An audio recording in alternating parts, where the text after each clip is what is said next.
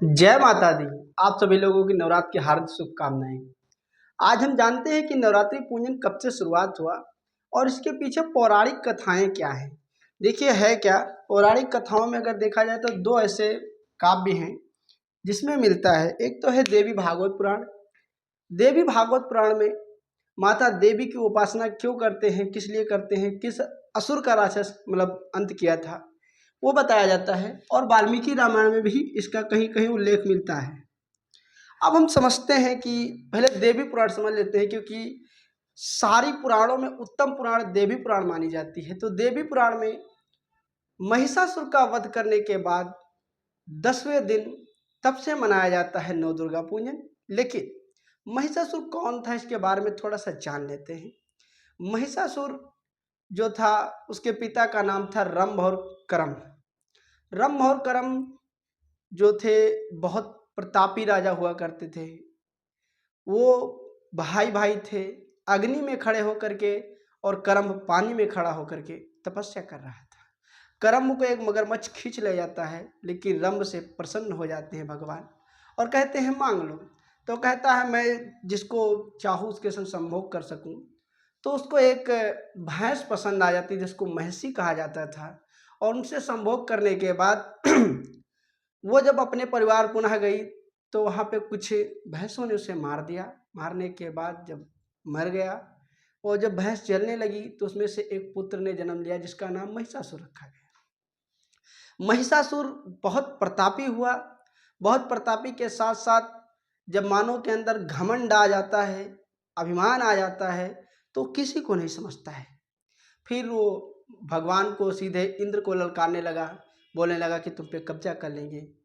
तब इंद्र ने विष्णु के पास गए, ब्रह्मा के पास गए, ब्रह्मा विष्णु के पास गए। सब लोगों ने अपने अपने अंश निकाल करके, भगवान विष्णु ने चक्र दिया, भगवान शिव ने त्रिशूल दिया। इसी तरीके से माता के 10 हाथ हुए और एक स्वर सर रहा, और माता सबकी के अंशों से मिलकर के एक कुंवारी कन्या नव दुर्गा के रूप में एक एक कन्या उत्पन्न हुई, जो कि उस कन्या से 9 दुर्गाएं उत्पन्न हुई। तो देवी पुराण में ये आख्यान मिलता है। अब 9 दिन तक माता लगातार उस महिषासुर नाम के राक्षस से युद्ध करती रही, और युद्ध करने के बाद महिषासुर को मार गिराया। अब ये तो कहानी थी देवी पुराण से। वाल्मीकि रामायण से ये है कि राम जी रावण को मारने के लिए एक हवन यज्ञ किए हुए हैं, और हवन यज्ञ में 108 कमल भेंट करने के लिए उन्होंने प्रतिज्ञाबद्ध हैं। तो एक दिन ऐसा हुआ कि उनका एक कमल चुरा लिया गया या हटा दिया गया। अलग अलग रामायणों में अलग अलग बातें दी गई। जैसे आनंद रामायण एक टीका है वाल्मीकि रामायण की, उसमें एक अलग से बात बताई जाती है। तो क्या हुआ, वहाँ पे राम जी पूजा करने के लिए बैठे हुए थे, लेकिन उसका कमल नहीं मिल रहा था। जब कमल ना मिला तो उन्हें याद आया कि हमारी माता श्री कहा करती थी कि तुम्हारे जो आँखें हैं, चक्षु हैं, ये कमल के समान हैं।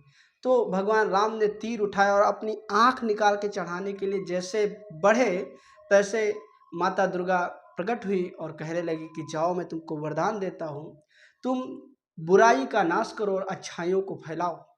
अब यहाँ से ये सीखने को मिलता है कि जो भगवान विष्णु के अवतार होते हुए भी नर रूप में हैं, और फिर पूजा कर रहे हैं कि कोई शक्ति आकर के मुझे शक्ति दे कि मैं इस बुराई का अंत कर सकूं। देखिए, पूरी रामायण पढ़ लीजिएगा, पूरी महाभारत पढ़ लीजिएगा, कहीं पे ऐसा कोई किरदार नहीं दिखेगा जिसमें लगे कि हम भगवान हैं।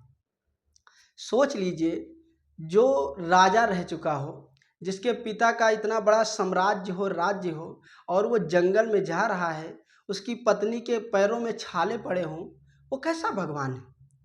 ब्रह्मा जी तो भगवान कृष्ण के ऊपर शंका उठा रहे थे कि जो मटकिया फोड़ देता हो, चीर चुरा लेता हो, वो भगवान तो हो ही नहीं सकता। एक बार क्या किया कि उनकी जो गैयाएं चर रही थी, उनके जो ग्वाल बाल थे, उन सब उठा के एक गुफा में बंद कर दिया। भगवान कृष्ण ने दोबारा उन्हें बना लिया।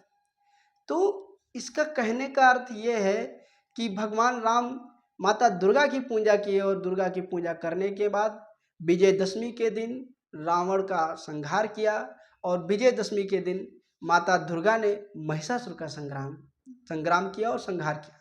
ये दोनों अलग अलग हैं, क्योंकि बात समझो इस बात को कि त्रेता, द्वापर, कलयुग, सतयुग, ये सब अलग अलग की बातें हो रही हैं।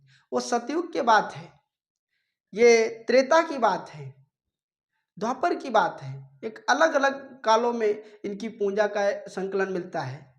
एक जगह और भी मिलता है कि अर्जुन से भगवान कृष्ण जी कहते हैं कि जाइए माता दुर्गा को मनाइए। तो इसीलिए मैं कह रहा हूँ कि हर युग में माता दुर्गा की पूजा होती रही है।